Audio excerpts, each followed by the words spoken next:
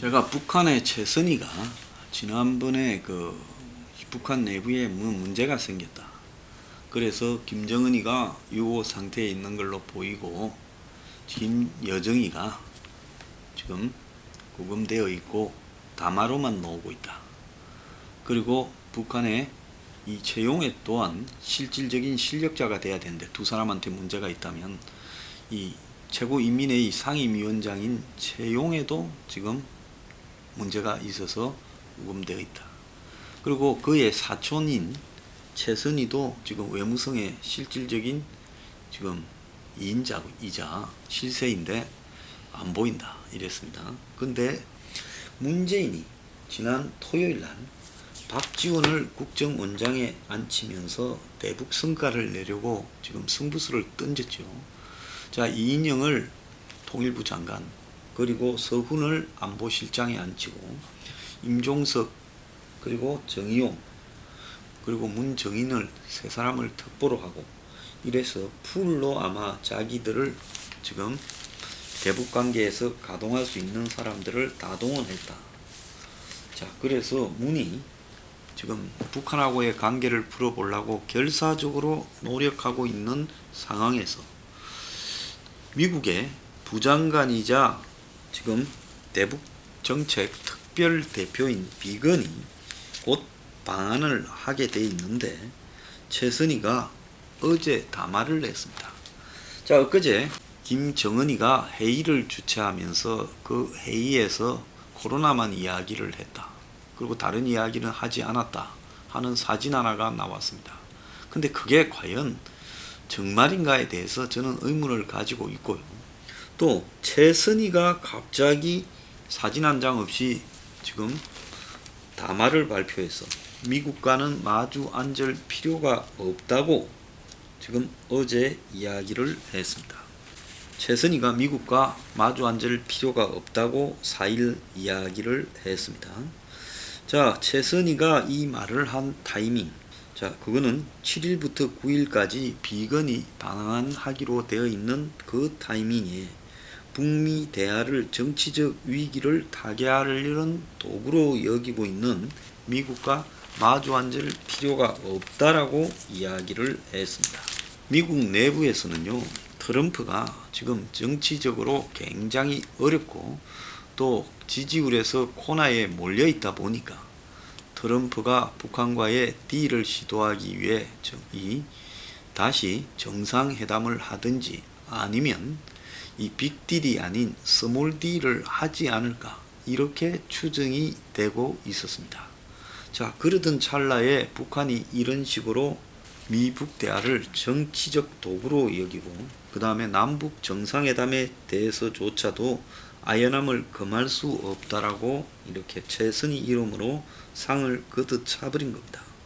우리와 판을 새롭게 짤 용단을 내릴 의지도 없는 미국이 어떤 장기를 가지고 다가오는지 뻔하다. 미국이 아직 협상 같은 것을 가지고 우리를 흔들 수 있다고 생각한다면 오산이다. 이러면서 미북 대화를 정치적 위기를 넘기기 위한 도구로밖에 생각하지 않는다면서 비건이 6월 29일 날 미북 간의 대화는 가능하며 그럴 준비가 되어 있다 그랬고, 오브라이언 미 백악관 안보 보좌관도 대화와 진전을 향한 문은 열려 있다 이렇게 말을 했는데 최선희가 거듭 차버린 겁니다. 자, 그래서 미국 내에서도 조금씩 나오는 이야기가 볼튼도 이야기를 했지요. 11월 대선을 앞두고 궁지에 몰린 트럼프가 옥토버 서프라이즈, 즉 10월 달에 이 미북 간의 정상회담이나 모종의 스몰 딜을 하는 쇼를 할 가능성이 거론되고 있는데, 이 최선희는 사소한 오판도 치명적인 나쁜 결과를 초래할 수 있는 예민한 때에 미북 관계의 실태를 무시하는 순회 회담설 등에 대해 아연함을 금할 수 없다. 이미 이룩한 합의에 대해서도 안중에 없이 적대시 정책에 매달리는 이런 미국과 대화나 거래가 되겠느냐 이렇게 말을 했습니다. 그래서 나오는 말이 옥토버 서프라이즈가 대화를 향한 서프라이즈가 아니라 북한의 미국에 대한 도발이 되지 않겠냐, 이런 이야기까지 나오고 있고요. 북한이 대화 가능성에 대해 분명히 노라고 밝혔기 때문에 지금 미국은 앞으로 나올 수 있는 북한의 장기적인 위협에 대해 구체적인 전략 계산표를 짜고 있다. 또 ICBM을 쏠 건가 핵실험을 할 건지 걱정스럽다 이야기까지 나오고 있고요. 북한이 이 두 가지를 가지고 선을 넘게 될 때 미국은 대북 공격을 위협하는 아주 불확실하고 위험한 영역으로 되돌아갈 수도 있다. 이렇게 지금 이야기도 하고 있습니다.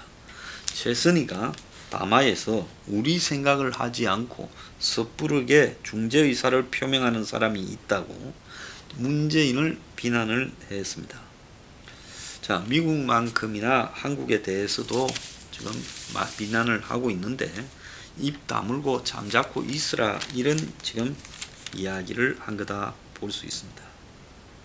자, 3일날 박지원이 서훈, 이인영, 정의용, 임종석 이런 이 안보 라인을 짜자마자 하루 만에 북한이 최선희 이름으로 담화를 해서 정면으로 지금 이 승부수에 대해서 그냥 입 다물고 처박혀 있으라고 조롱을 했습니다. 그래서 북은 지금 이 문제에 대해서 대응할 의사가 없다라는 것을 일단 분명히 밝히고 강공으로 나갈 가능성이 매우 커졌다고 볼 수 있습니다. 자, 청와대는 이런 이 최선희 담화에 대해서 침묵을 지키고 당혹해 하고 있어요. 자, 북은 미국이 타격이 가능한 화성 ICBM 3주년이 되었다고 대대적으로 선전하며 적대 세력에게 강탈을 안길 수 있다고 미국을 압박하고 3년 동안에 개량된 신행을 쏠 수 있다고 협박하는 대로 나서고 있습니다. 자, 최근에 보면 이 볼턴의 폭로에 대해, 이 미국 대화에 대한 폭로에 대해서 진실이 아니다라고 한국에서 많은 비난이 나오고 있는데요.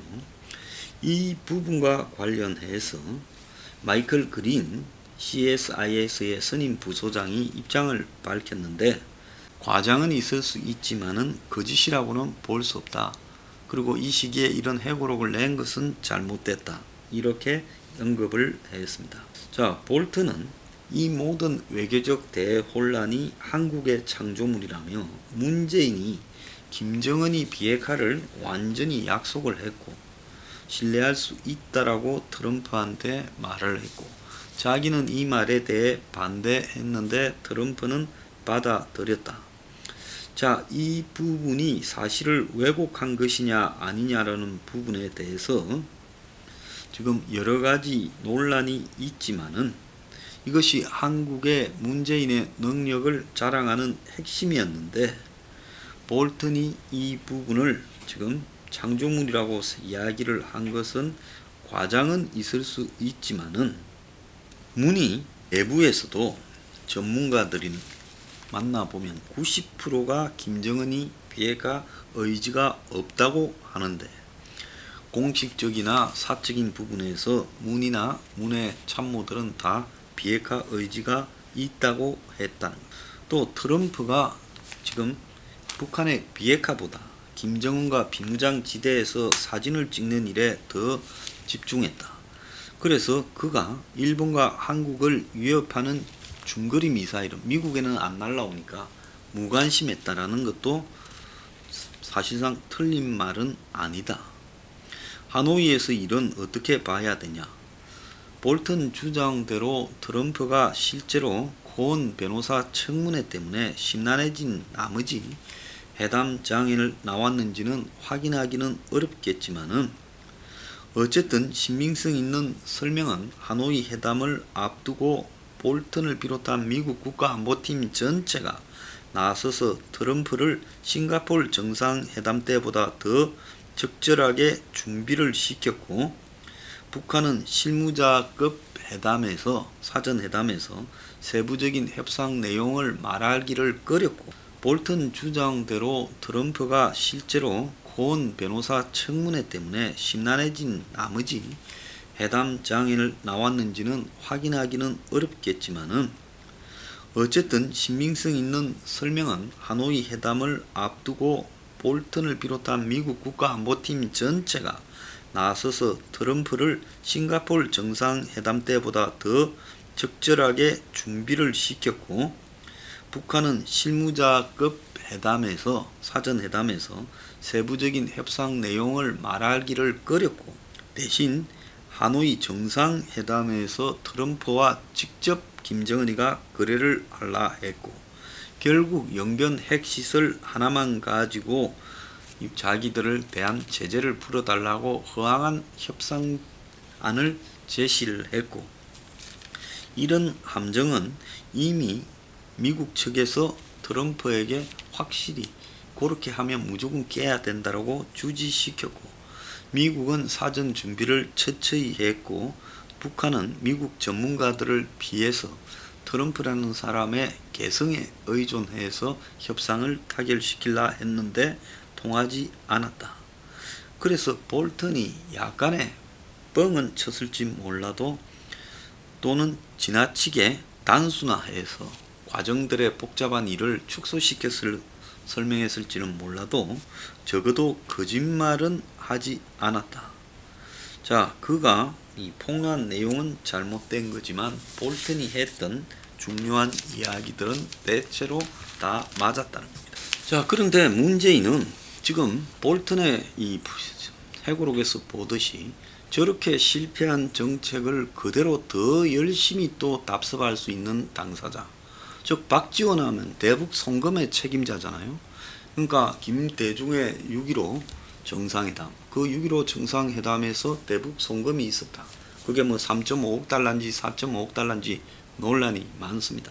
더 알파가 있었다라는 내용도 있어요. 자, 그래서 박지원이 깜빵에도 가지 않았습니까? 그러니까 북한에 돈 주는 기술자였다라는 박지원을 국정원장으로 앉혔다는 것은 국정원이 가지고 있는 막강한 비자금 등을 활용해서 북한하고 딜을 다시 과거 DJ식으로 한번 해보겠다. 근데 DJ는 그때 노벨 평화상이라는 부분이 걸려 있었죠.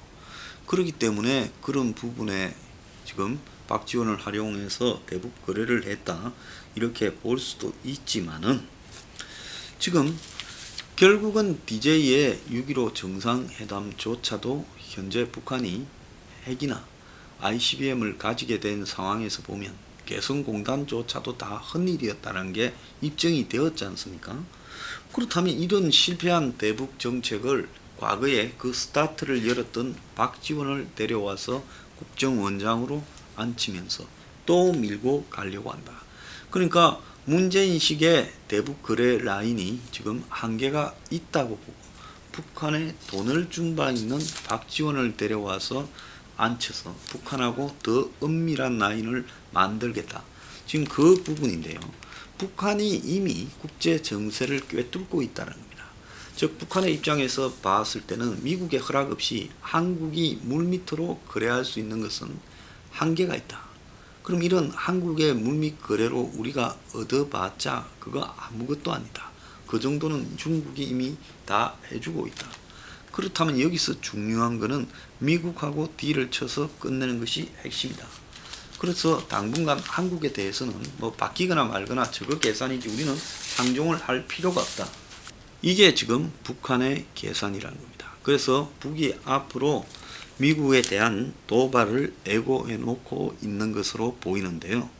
자, 북은 트럼프가 앞으로 남은 한 석 달 동안에 10월 달까지 당선 가능성 안에 자기를 넣지 못하면 북은 도발을 할 겁니다.